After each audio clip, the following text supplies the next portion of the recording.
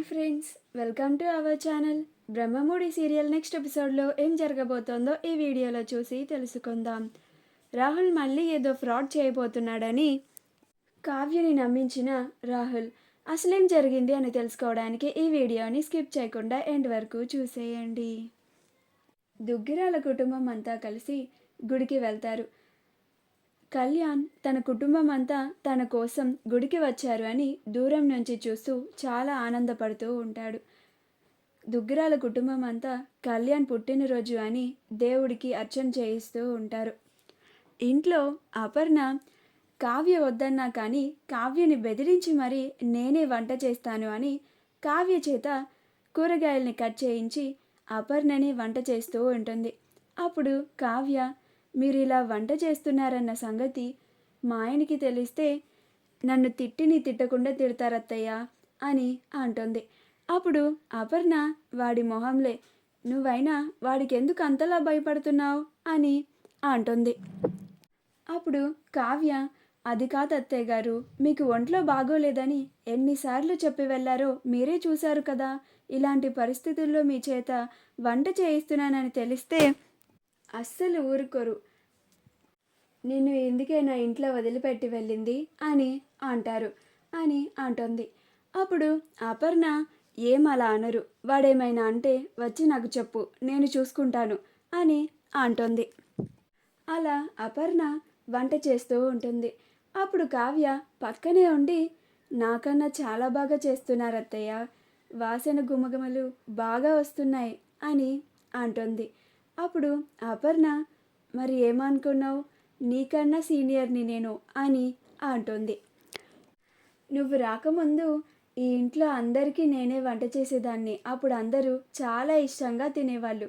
నువ్వు వచ్చిన తర్వాత నీ వంటతో నా వంటని బీట్ చేసేసావు అని అంటుంది. అప్పుడు కావ్య నవ్వుతూ ఉంటుంది. అప్పుడు కావ్య, అలా ఏం కాదులే అత్తయ్య, మీ వంటని స్మెల్ చూస్తేనే నేను పడిపోయాను, అలాంటిది నా వంటతో మీ వంటని పోలుస్తారేంటి, మీ వంట రుచి ఏంటో స్మెల్ చూస్తే చాలు అందరూ పడిపోతారు అని అంటుంది.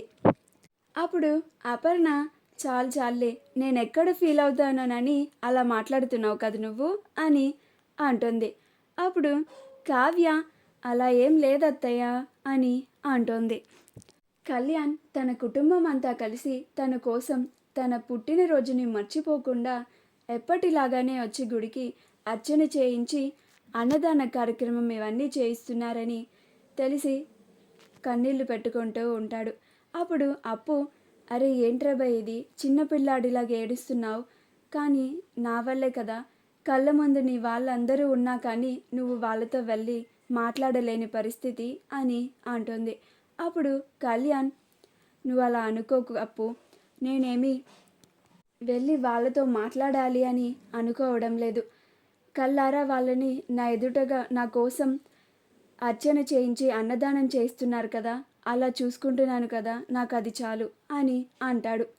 అప్పుడు అప్పు, ఇంకా చిన్నపిల్లల్లాగా ఏడవడం ఆపురాబాయ్ అని అంటుంది. దుగ్గిరాల కుటుంబం అంతా స్వామివారికి అర్చన చేయించి అన్నదాన కార్యక్రమం దగ్గరికి వెళ్తారు. అప్పు కళ్యాణ్లు కూడా అక్కడికి వస్తారు. అప్పుడు అప్పు, అన్నదానంలో మనం కూడా కూర్చుందామరా అని అంటుంది. అప్పుడు కళ్యాణ్, వద్దు అప్పు, మనిద్దరం అక్కడ కూర్చుంటే వాళ్ళందరూ చూసి చాలా బాధపడతారు అని అంటాడు. అప్పుడు అప్పు, సరే అని అంటుంది. అపర్ణ వంట పూర్తి చేసేస్తుంది. అప్పుడు కావ్య గిన్నెల్లోకి ఆ కర్రీని తీస్తుంటే అప్పుడు అపర్ణ మళ్ళీ అట్లగాడి తీసుకొని ఏయ్ అని అంటుంది. అప్పుడు కావ్య, మళ్ళీ ఏమైంది అత్తయ్య, నేను ఇప్పుడేం చేశాను, మళ్ళీ అట్లగాడి తీశారు అని అంటుంది. అప్పుడు అపర్ణ, నువ్వు వెళ్ళి కూర్చో, రోజు అందరికీ నువ్వే వడ్డిస్తావు కదా, ఈరోజు నీకు నేను వడ్డిస్తాను, ముందు నువ్వు వెళ్ళి కూర్చో, ఇవన్నీ నేను తీసుకొస్తాను కానీ అని అంటుంది. అప్పుడు కావ్య, అది కాదు అత్తయ్య, నేను కర్రీసే కదా తీసుకెళ్ళి డైనింగ్ టేబుల్ మీద పెడతాను, మీరు కూర్చోండి, ఇద్దరం కలిసే తిందాం అని అంటుంది. అప్పుడు అపర్ణ, నా మాట వినవా నువ్వు అసలు, ముందు వెళ్ళి కూర్చోపో అని అంటుంది. అప్పుడు కావ్య ఇంకా మౌనంగా వెళ్ళి డైనింగ్ టేబుల్ పైన కూర్చుంటుంది. అప్పుడు అపర్ణ కర్రీస్ అన్నీ తీసుకొచ్చి డైనింగ్ టేబుల్ పైన పెడుతుంది. అప్పుడు అపర్ణ తన చేతులతో తానే తన కోడలికి అన్నీ వడ్డిస్తూ ఉంటుంది. అప్పుడు కావ్య ఎమోషనల్ అయిపోతుంది.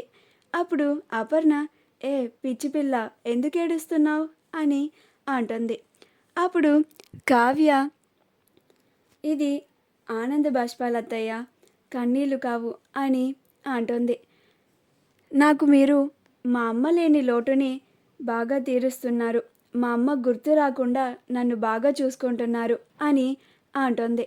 అప్పుడు అపర్ణ, ఏడ్చింది చాలే, తిను అని అంటుంది. నేను ఎలా వంట చేశానో రుచి చూసి చెప్పు అని అంటుంది. అప్పుడు కావ్య అపర్ణ చేసిన వంటని తింటుంది. అప్పుడు అపర్ణ కూడా కూర్చొని తనకి తాను వడ్డించుకొని తింటూ ఉంటుంది. అలా అత్తాకోడలిద్దరూ సరదాగా మాట్లాడుకుంటూ తింటూ ఉంటారు. వాళ్ళిద్దరూ భోజనం చేసిన తర్వాత కావ్య, అత్తయ్య, మీరు వంట చేసింది నాకు చాలా బాగా నచ్చింది. అందుకని రోజు తినేదానికన్నా ఇవాళ బాగా ఎక్కువ తినేశాను అని అంటుంది. అప్పుడు అపర్ణ నవ్వుతూ ఉంటుంది. అలా ఇద్దరు హాల్లో కూర్చుంటారు. అప్పుడు కావ్యకి ఆఫీస్ నుంచి శృతి కాల్ చేస్తుంది. అప్పుడు కావ్య, ఏంటి శృతి ఈ టైంలో కాల్ చేశావు అని అంటుంది. అప్పుడు శృతి, మేడం, ఆ రాహుల్ మళ్ళీ ఏదో ఫ్రాడ్ చేస్తున్నాడు అని అంటుంది. అప్పుడు కావ్య, ఏంటి శృతి నువ్వు మాట్లాడేది అని అంటుంది.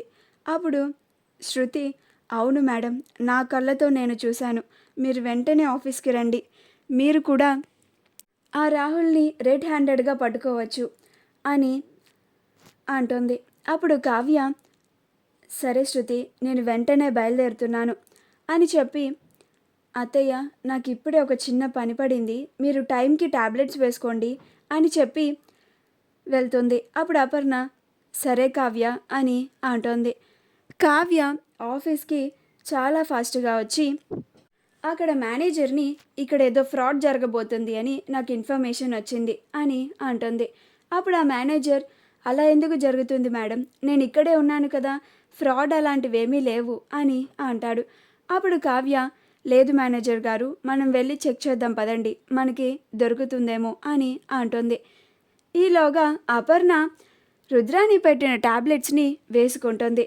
అప్పుడు అపర్ణకి కళ్ళు తిరుగుతున్నట్లుగా అనిపించి పడిపోబోతూ ఉంటుంది. అప్పుడు కావ్యకి కాల్స్ చేస్తూ ఉంటుంది. కావ్య ఫైల్స్ చూసే పనిలో అపర్ణ ఎన్నిసార్లు కాల్స్ చేసినా కానీ లిఫ్ట్ చేయదు. మా వీడియో కనుక మీకు నచ్చినట్లయితే లైక్ చేయండి, షేర్ చేయండి, మా ఛానల్ని సబ్స్క్రైబ్ చేసుకోండి. పక్కనే ఉన్న బెల్ ఐకాన్ని క్లిక్ చేయడం మాత్రం మర్చిపోకండి.